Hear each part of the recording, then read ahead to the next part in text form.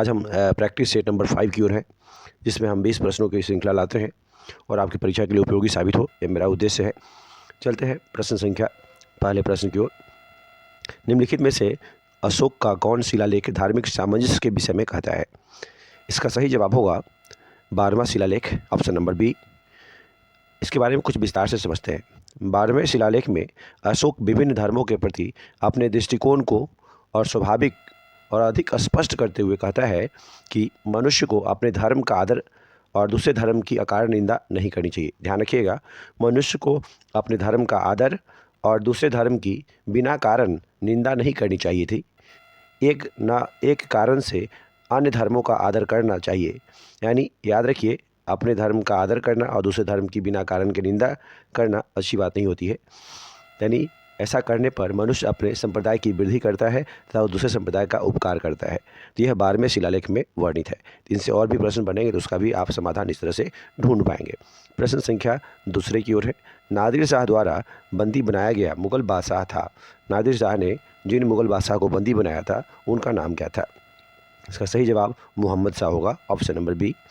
इसके बारे में कुछ विस्तार से और भी जानकारी प्राप्त करते हैं।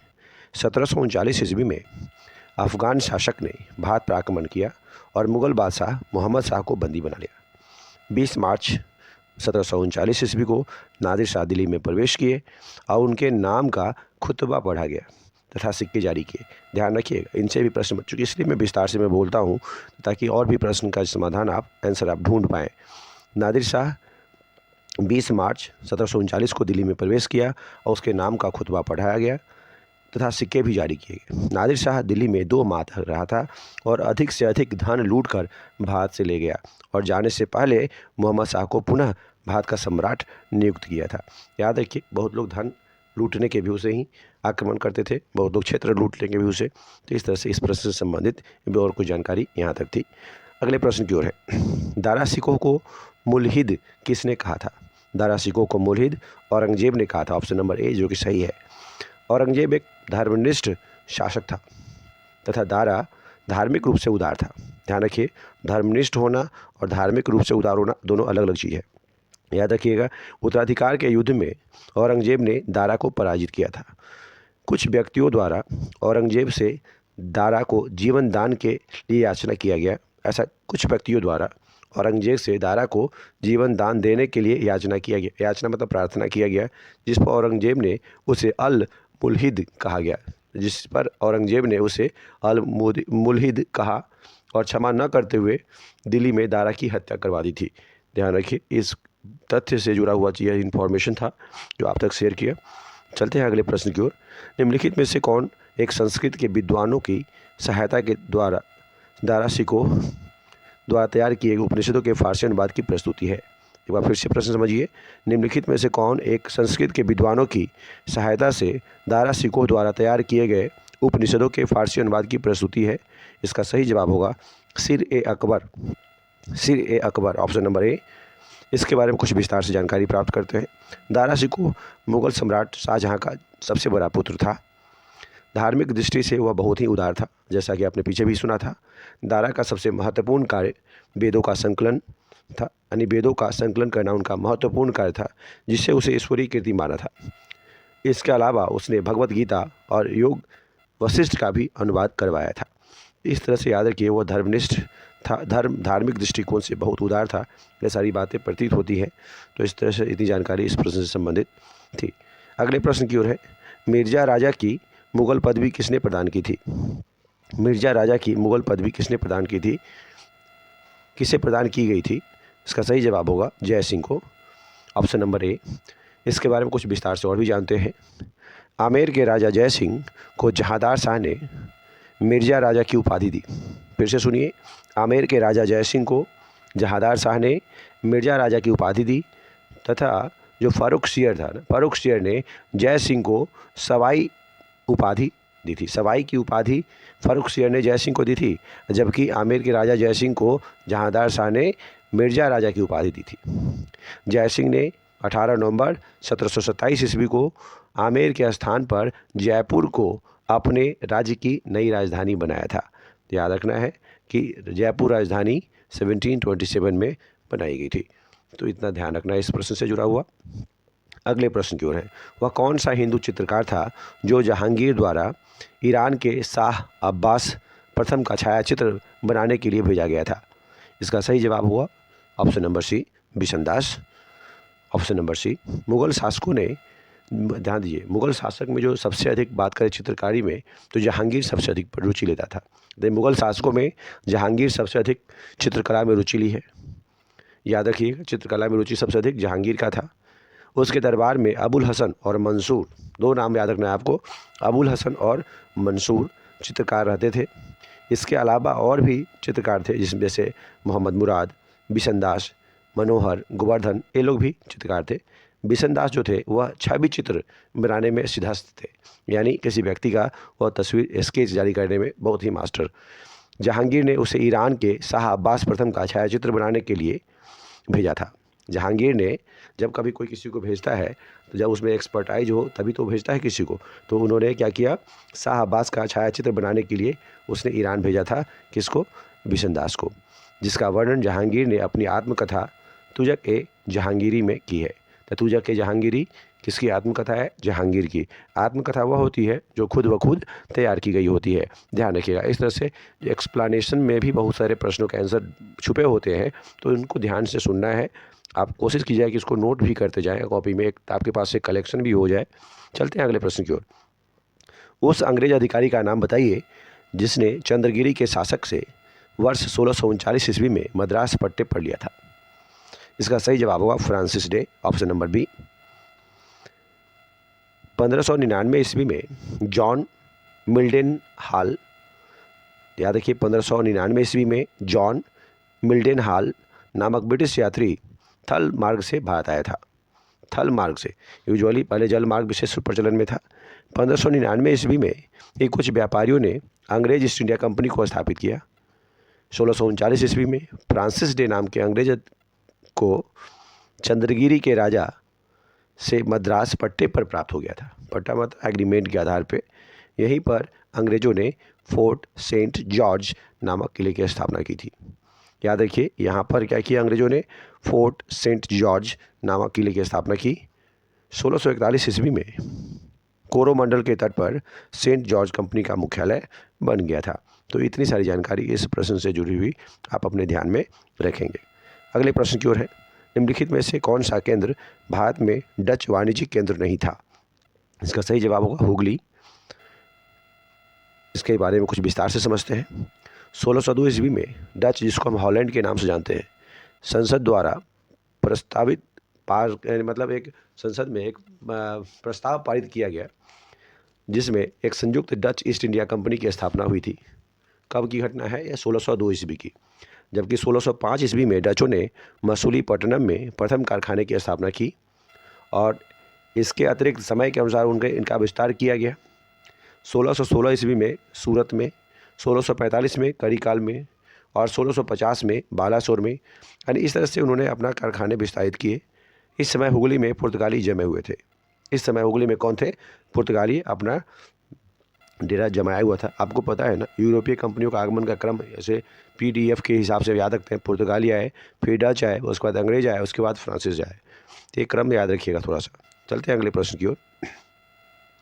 रॉबर्ट क्लाइव ने मुगल शासक से बंगाल, बिहार और उड़ीसा की दीवानी किस वर्ष स्वीकार किया? इसका सही जवाब होगा ऑप्शन नंबर बी, 1765 में। मुगल सम्राट शाह आलम द्वितीय ने 12 अगस्त 1765 ईस्वी को एक फरमान द्वारा कंपनी को बंगाल, बिहार और उड़ीसा की दीवानी अस्थायी रूप से दे दी, जिसके बदले में कंपनी सम्राट को 26 लाख रुपए देगी।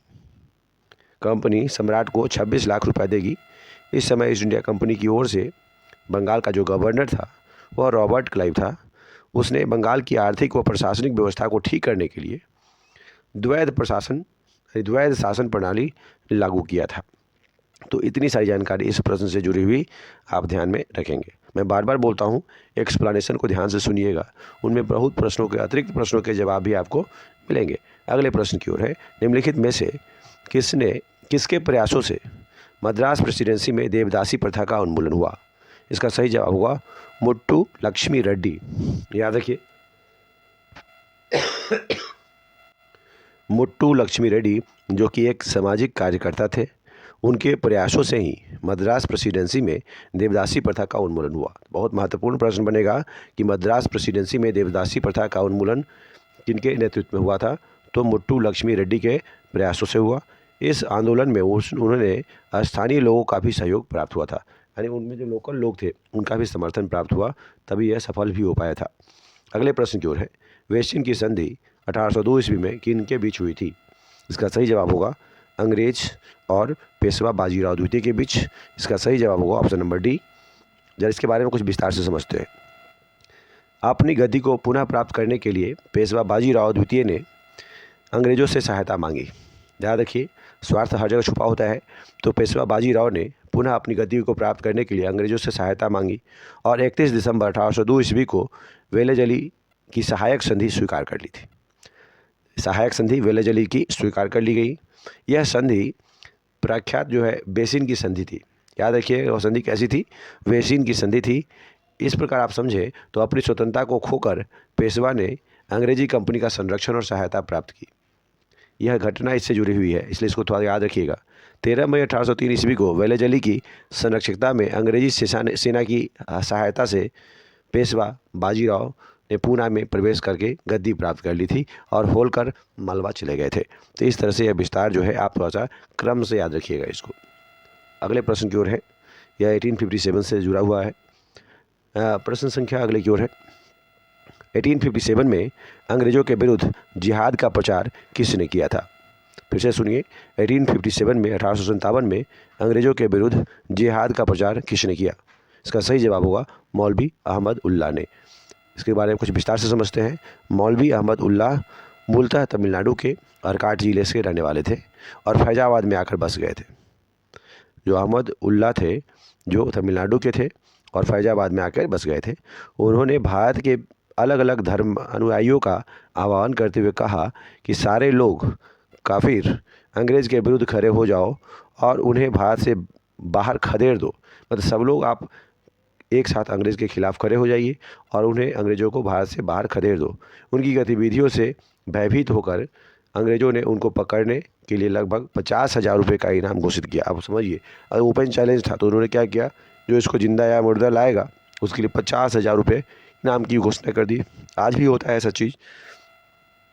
5 जून 1858 को अवध, जो उत्तर प्रदेश का हिस्सा है, रुहेलखंड सीमा पर उनकी हत्या कर दी गई थी। तो इस तरह से ये थे कुछ इनसे जुड़ी हुई कहानियाँ, इन्फॉर्मेशन। अगले प्रश्न की ओर है, 1861 ईस्वी में आगरा में राधा स्वामी सत्संग की स्थापना किसने की थी?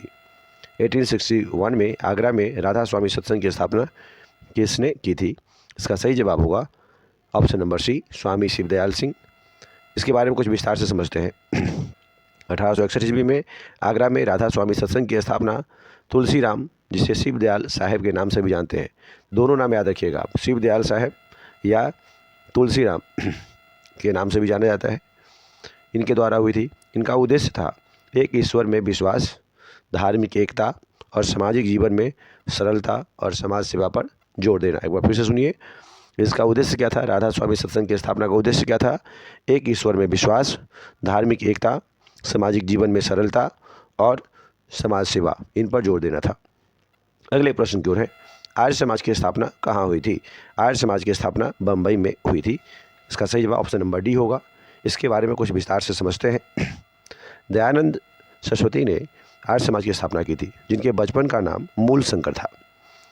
उन्होंने बचपन में ही मूर्ति पूजा में उनका विश्वास टूट गया था, यानी वह मूर्ति पूजा में विश्वास नहीं करते थे। 1861 ईस्वी में उन्होंने मथुरा में स्वामी बिरजानंद को अपना गुरु बनाया था। ध्यान रखिएगा, उनके बचपन का नाम मूल शंकर था। बचपन में ही वे मूर्ति पूजा पर विश्वास नहीं रखे थे, यानी बचपन से मूर्ति पूजा विश्वास नहीं करते थे। 1861 ईस्वी में उन्होंने स्वामी बिरजानंद को अपना गुरु बनाया। कहाँ? मथुरा में। वहीं पर वेदों का अध्ययन भी किया उन्होंने। अपने गुरु से अलग होकर उन्होंने हिंदू धर्म, सभ्यता और भाषा के प्रचार का कार्य आरंभ किया और सबसे पहले वह मुंबई में आकर के 1875 ईस्वी में आर्य समाज की स्थापना की थी। तो प्रश्न में था कि सिर्फ आर्य समाज की स्थापना कहाँ की गई, तो मुंबई में की गई, लेकिन इतनी सारी जानकारी और भी आप थोड़ा सा इनसे जुड़ा हुआ रखेंगे तो अतिरिक्त प्रश्नों का समाधान भी आराम से हो पाएगा। आपके ज्ञानवर्धन में मदद भी मिलेगी। अगले प्रश्न की ओर है। 1888 ईस्वी में हुए प्रथम राष्ट्रीय सामाजिक आंदोलन के अधिवेशन जो मद्रास में हुआ था, उसकी अध्यक्षता किसने की थी? इसका सही जवाब होगा टी माधवराव ने, ऑप्शन नंबर ए। अगले प्रश्न की ओर है। चालुक्य और होयसल वंश के मंदिर किस शैली में निर्मित है? इसका सही जवाब बी होगा, बेसर शैली। अच्छा, इस शैली से संबंधित कुछ बातें और भी जानी है आपको। भारतीय मंदिरों को मुख्यतः 3 शैलियों में विभाजित किया जा सकता है, जो नागर, बेसर और द्रविड़ शैली के रूप में प्रसिद्ध है। याद रखिए 3 मुख्य शैली, नागर शैली, बेसर शैली और द्रविड़ शैली। उत्तरी और मध्य भारत के जो मंदिर हैं वह नागर शैली में निर्मित है। ध्यान रखिएगा, उत्तरी भारत और मध्य भारत में जो मंदिर बने वह नागर शैली के उदाहरण हैं। मध्य भारत और कर्नाटक के जो कतिपय मंदिर हैं, प्रायः जो उत्तरी और दक्षिणी दोनों शैलियों में का सम्मिलित स्वरूप आप देखें उसमें, जबकि कर्नाटक में चालुक्य मंदिर बेसर शैली के माने मतलब बेसर शैली का उदाहरण समझा जाता है, जबकि दक्षिण भारत के जो मंदिर हैं वह द्रविड़ शैली के उदाहरण है। तो याद रखिएगा 3 शैली, नागर, बेसर और द्रविड़। अगले प्रश्न की ओर है। निम्नलिखित में से कौन भारतीय राष्ट्रीय कांग्रेस की स्थापना अधिवेशन में उपस्थित नहीं था? अब जानना है कि कौन उपस्थित नहीं था। इसका सही जवाब होगा सुरेंद्रनाथ बनर्जी। सुरेंद्रनाथ बनर्जी। इसके बारे में कुछ समझते हैं। भारतीय राष्ट्रीय कांग्रेस की स्थापना 28 दिसंबर 1885 ईस्वी को मुंबई में स्थित गोकुलदास तेजपाल संस्कृत विद्यालय में हुई थी, जिसमें कुल 72 सदस्य थे, जिसमें 1/3 पत्रकार थे, यानी 1/3 उसमें पत्रकार थे। इस अधिवेशन में सुरेंद्रनाथ बनर्जी सम्मिलित नहीं थे, याद रखिएगा, बल्कि उन्होंने अपने नेशनल कॉन्फ्रेंस का 1886 ईस्वी में भारतीय राष्ट्रीय कांग्रेस में विलय कर लिया था। मतलब उस सम्मेलन में भाग नहीं लिए थे, लेकिन अगले साल ही वह उसमें मर्ज कर लिया था, यानी भारतीय राष्ट्रीय कांग्रेस में। अगले प्रश्न की ओर है। एनी बेसेंट द्वारा प्रारंभ किया गया स्वराज शासन आंदोलन का लक्ष्य क्या था? इसका सही जवाब होगा भारत के लिए स्वशासन प्रारंभ करना, ऑप्शन नंबर बी। इसके बारे में कुछ विस्तार से समझते हैं। 1915 ईस्वी में शुरू किया गया एनी बेसेंट ने 2 अखबारों जैसे न्यू इंडिया और कॉमनवेल्थ के माध्यम से आंदोलन छेड़ दिया था। ध्यान दीजिएगा, एनी बेसेंट ने 2 अखबार कौन कौन, न्यू इंडिया और कॉमनवेल्थ के माध्यम से आंदोलन छेड़ा था। उनकी मांग यह थी कि जिस तरह से गोरे उपनिवेशों में वहाँ की जनता को अपनी सरकार बनाने का अधिकार है, भारतीय जनता को भी स्वशासन का अधिकार मिले। ध्यान रखिएगा कितनी महत्वपूर्ण मांग थी कि जिस तरह से गोरे उपनिवेशों में वहाँ की जनता को अपनी सरकार बनाने का अधिकार है दिया गया है, मतलब वही अधिकार भारतीय जनता को भी स्वशासन को मिलना चाहिए। यह 2 जो मास मीडिया के साधन है, न्यू इंडिया और कॉमनवेल्थ पत्रिका अखबार, उसके माध्यम से उन्होंने प्रचलन में लाया। जैसे अप्रैल 1915 के बाद एनी बेसेंट ने और भी कड़ा और जुझारू रुख अपनाया था। तो आप इनको थोड़ा सा ध्यान में रखिएगा। अगले प्रश्न की ओर है। कांग्रेस ने मुस्लिमों के लिए पृथक निर्वाचन मंडल को स्वीकार किया था लखनऊ समझौता के दौरान, ऑप्शन ए सही है। अब इसके बारे में लखनऊ समझौता से जुड़ा हुआ कुछ तथ्य भी समझते हैं। लखनऊ कांग्रेस अधिवेशन में तिलक को पुनः कांग्रेस में शामिल कर लिया गया। तिलक यानी बाल गंगाधर तिलक को कांग्रेस में फिर से शामिल कर लिया गया। इस अधिवेशन में महत्वपूर्ण कांग्रेस लीग समझौता हुआ, जो लखनऊ पैक्ट के नाम से जाना जाता है। इस सम्मेलन में यानी इस समझौता में तिलक और एनी बेसेंट ने बहुत ही महत्वपूर्ण भूमिका निभाई थी। इस अधिवेशन में कांग्रेस ने मुस्लिमों के लिए पृथक निर्वाचन मंडल को स्वीकार किया था। मदन मोहन मालवीय का मानना था कि मुस्लिम लीग को बहुत तवज्जो दिया जा रहा है। मदन मोहन मालवीय मानते थे कि अरे मुस्लिम लीग को अधिक प्रायोरिटी दी जा रही है। तो थोड़ा ध्यान रखिएगा, ऐसा प्रश्न बनेगा तो उसको भी आप समाधान आराम से इसमें से ढूंढ सकते हैं। अगले प्रश्न की ओर है। निम्नलिखित में से किस अधिनियम द्वारा भारत के गवर्नर जनरल को अध्यादेश जारी करने की शक्ति प्रदान की गई? इसका सही जवाब होगा भारत परिषद अधिनियम 1861, ऑप्शन नंबर बी, जो कि सही है। इसके बारे में कुछ विस्तार से समझते हैं। 1861 ईस्वी में का यह कानून भारत के संवैधानिक विकास में एक महत्वपूर्ण कदम था। इस कानून से अंग्रेज़ों की वह नीति आरंभ हुई जिसे हम सहयोग की नीति या उदार निरंकुशता का नाम दिया, चूँकि इसके द्वारा सर्वप्रथम भारतीयों को शासन में सम्मिलित करने का प्रयत्न किया गया था। ध्यान रखिएगा, सबसे पहले भारतीयों को शासन में सम्मिलित करने का प्रयत्न तभी किया गया था तथा गवर्नर जनरल को आवश्यकता पड़ने पर अध्यादेश जारी करने का अधिकार दिया गया, जो व्यवस्थापिका या भारत सचिव द्वारा समाप्त न किए जाने पर 6 माह तक लागू रह सकता है। तो इस तरह से इतनी सारी जानकारी इस प्रश्न से जुड़ी थी। तो कुल मिलाकर के ये थे अंतिम प्रश्न। उम्मीद करता हूँ आप सारी बात बखूबी समझोगे। Thank you so much.